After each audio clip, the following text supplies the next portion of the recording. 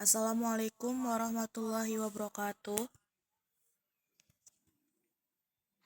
Waalaikumsalam warahmatullahi wabarakatuh. Gimana kabarnya? Alhamdulillah baik. Alhamdulillah. Sebelumnya minta waktu sebentar untuk Ibu mau menjelaskan tentang dalam bimbingan dan konseling yaitu manusia sebagai makhluk sosial. Nah, di sini sebelum kita memasuki ke materi yang akan Ibu jelaskan, Ibu mau mengadakan ice breaking ya untuk pemanasan dulu karena sudah lama kita maksudnya sudah lama nggak Google Meet juga, jadi mau pemanasan dulu biar kalian tuh bisa konsentrasi dalam memahami pelajaran. Udah siap untuk ice breakingnya? Siap Ibu. Ini untuk ice breakingnya itu tentang tebak artis Indonesia ya. Nanti Ibu akan memberikan penjelasan tentang ciri-ciri artis-artis terutama pemain film ya yang ada di Indonesia. Tapi nanti Ibu mau acak atau random satu persatu, tapi nggak semuanya, dengan 3 pertanyaan saja. Oke, kita mulai. Yang nomor 1, kalian pahami ya untuk pertanyaannya. Dengan ciri-ciri artisnya yaitu jenis kelamin laki-laki. Dia berbadan putih, berkulit putih, tinggi. Dia juga idola para perempuan juga. Terus pemain film yang dulu pernah di Anak Jalanan, pemain film itu. Siapakah itu? Silakan Mbak Lia. Siapa ya Ibu? Sebentar. Ya, Verrell Bramasta. Ya Bu.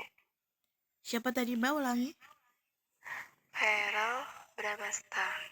Verrell Bramasta, ya benar. Terima kasih Mbak Lia. Sama-sama. Oke, pertanyaan yang kedua. Itu jenis kelamin perempuan. Dia dulu pemain film di GGS, Ganteng-Ganteng Serigala, yang berperan sebagai Gea. Siapakah itu? Silakan Mbak Luffy.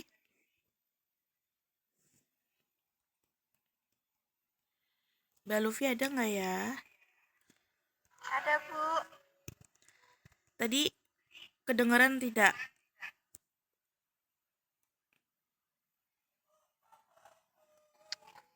Kedengeran Bu, cuma tempat saya bisa sinyal. Diulangi lagi pertanyaannya ya. Tadi yang jenis kelaminnya perempuan. Dia mukanya itu agak kebarat-baratan. Terus juga pemain sinetron ataupun film di yang dulu itu Ganteng-Ganteng Serigala di GGS, dan dia berperan sebagai Gea. Siapakah itu Mbak Luffy?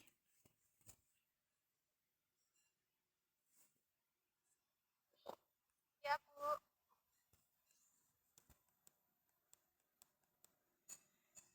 Bagaimana Mbak?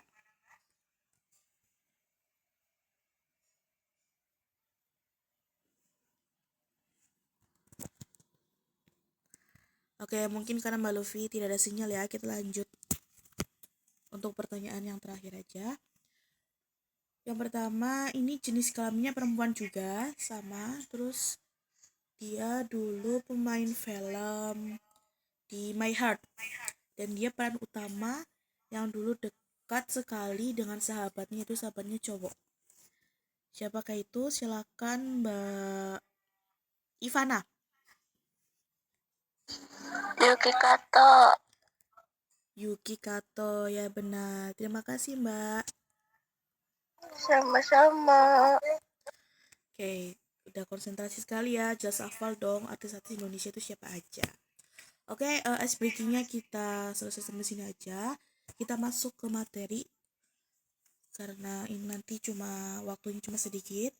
Jadi kalian tolong pahami ya tentang materi tersebut dan kalian juga perlu mengetahui tentang materi ini. Kita lanjut ke materi yaitu makhluk sosial. Manusia sebagai makhluk sosial.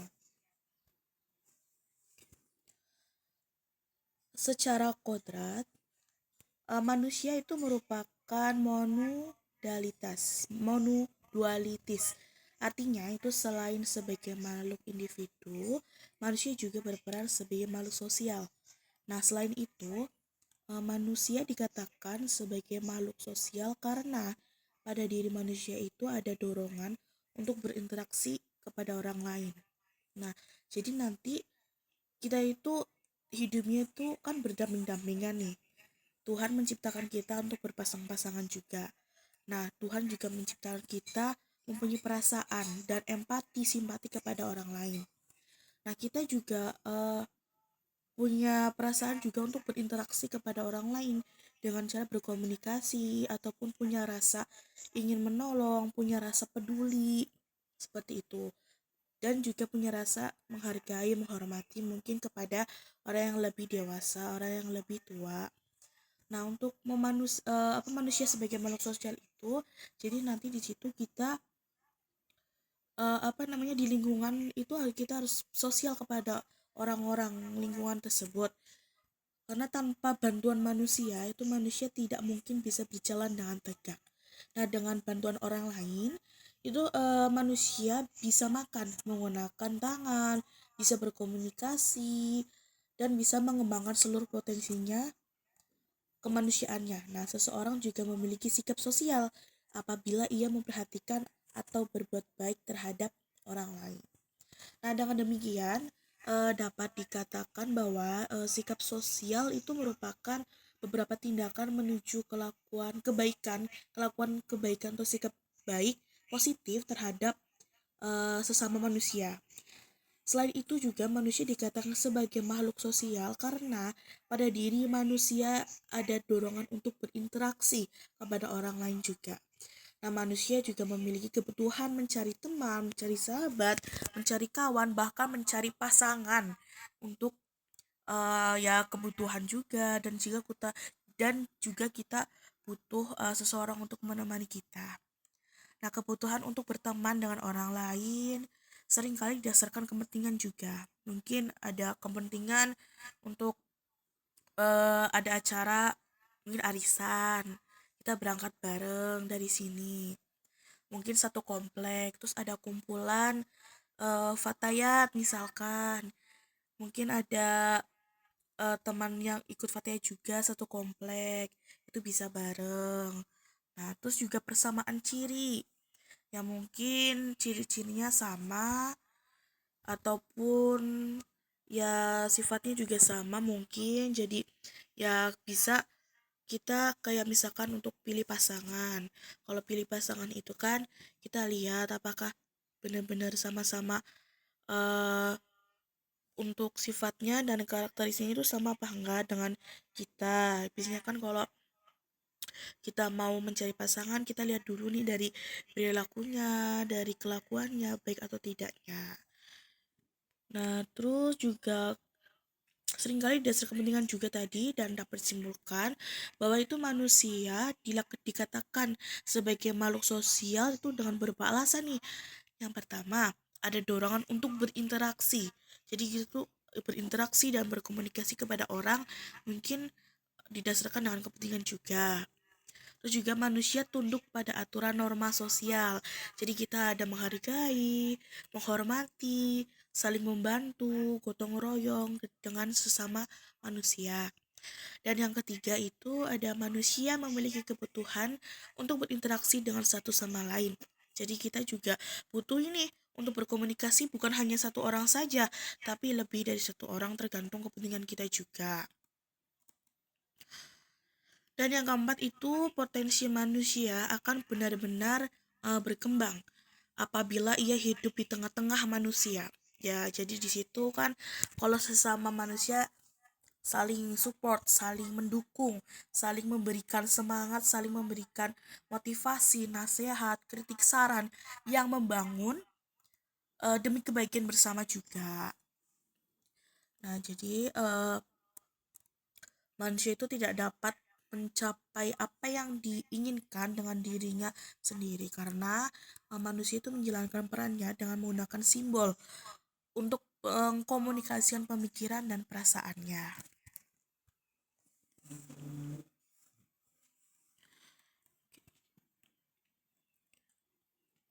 Selanjutnya itu karakteristik manusia sebagai makhluk sosial. Ciri-cirinya yang pertama ada suka bergaul. Jadi kalian, saya dan semuanya itu kan pasti ingin mencari teman. Teman bukan hanya teman mungkin bukan hanya teman kampus saja. Mungkin kalian ikut organisasi apa di sekolah. Mungkin ada kumpul dengan sekolah lain. Jadi kalian bisa mempunyai banyak teman dan bergaul jauh, bukan hanya di lingkungan saja. Terus ada suka bekerja sama. Suka bekerja sama, saling membantu intinya, dan kita membantu teman yang merasa kesulitan dan membantu teman yang sedang membutuhkan juga. Terus yang ketiga ada hidup berkelompok. Untuk hidup berkelompok, jadi misalkan kita mau datang ke acara itu, mungkin acara itu ada kelompokan juga, dan di situ ada kelompok A, B, C, D, dan kita membuat kelompok. Nah, di situ adanya kelompok, dan nanti di situ juga masuk ke bekerja sama juga ya. Ada kerjasamanya di dalam kelompok tersebut. Yang keempat itu memiliki kepedulian terhadap orang lain. Jadi kita peduli kepada orang lain.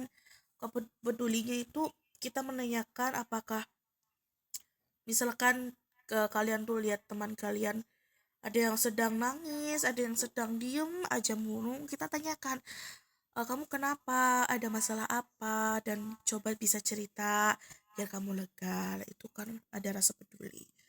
Dan yang kelima, tidak bisa hidup sendiri. Ya iya tadi sudah dijelaskan, karena kalian dan semuanya dan saya kan adalah makhluk sosial. Jadi apa namanya, tidak bisa hidup sendiri. Kita butuh orang lain untuk menemani kita. Seperti itu. Selanjutnya itu kedudukan manusia sebagai makhluk sosial. Oke, yang pertama ada berbuat baik kepada orang tua, ada berbuat baik kepada sesama manusia. Mungkin ada yang bingung ya, berbuat baik kepada orang tua dan berbuat baik kepada manusia. Kan orang tua sama-sama manusia, iya sama-sama manusia. Tapi orang tua itu lebih ya itu orang tua kita, jadi kita lebih mendahului untuk berbuat baik kepada orang tua, dan kita juga harus berbuat baik kepada manusia, memanusiakan manusia gitu ya. Jadi di situ kita menghargai, menghormati, tidak boleh berkata kasar, tidak boleh dengan, kalau misalkan kita emosi, kita tidak boleh menggunakan tangan untuk misalkan memukul dan lainnya, kan tidak boleh.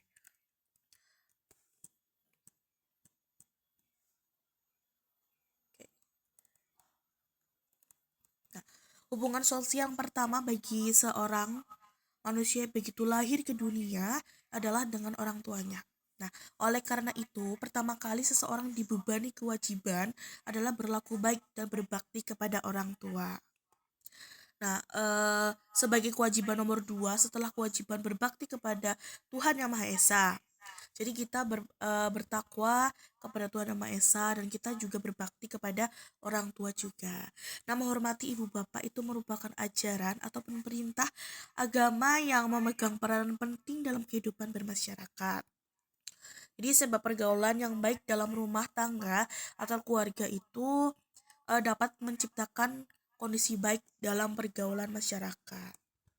Dan yang kedua ada berbuat baik kepada sesama manusia. Jadi dalam pandangan agama dan kepercayaan, apapun di dunia ini memandang sikap tolong-menolong semua anggota masyarakat merupakan perbuatan yang sangat terpuji dan baik juga ya. Dan tolong-menolong sesama makhluk itu adalah sudah naluri pada manusia. Jadi kita kan punya akal, kita berpikir misalkan ada orang yang membutuhkan pertolongannya, kita harus bisa menolong sebisa kita mungkin. Kita tidak bisa memaksakan diri kita untuk bisa menolong, tapi kita melihat keadaan diri kita sendiri juga untuk apakah kita sanggup untuk menolong dia. Nah, seperti itu. Dengan demikian, sikap tolong-menolong itu merupakan bentuk pengabdian kepada sesama manusia yang dilakukan dengan penuh keikhlasan dan tanpa pamrih. Jadi kita kalau menolong seseorang itu benar-benar ikhlas dari dalam hati kita, jangan pernah berpikir untuk minta imbalan dan lainnya, kecuali ya kalau misalkan orang itu memberikan imbalan kepada kita yang kita terima, anggap saja itu sodako dari dia.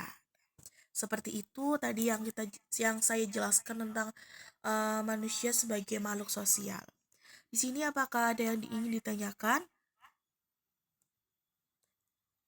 atau sudah paham? Sudah paham Ibu. Yang lain? Paham Bu. Oke. Kalau sudah paham semua, semoga materi pada hari ini sangat bermanfaat bagi kalian, dan intinya pesan dari Ibu tetap tolong menolong, menjaga perasaan sesama manusia, jangan sampai membuatnya tersinggung, dan juga selalu berbuat baik dan memberikan energi positif kepada orang lain. Oke, untuk pertemuan pada hari ini kita akhiri saja, dan terima kasih untuk waktunya telah bergabung di Meet ini, dan terima kasih juga sudah berpartisipasi dalam pertemuan pada hari ini. Terima kasih ya semuanya. Assalamualaikum. Iya Bu. Sama-sama.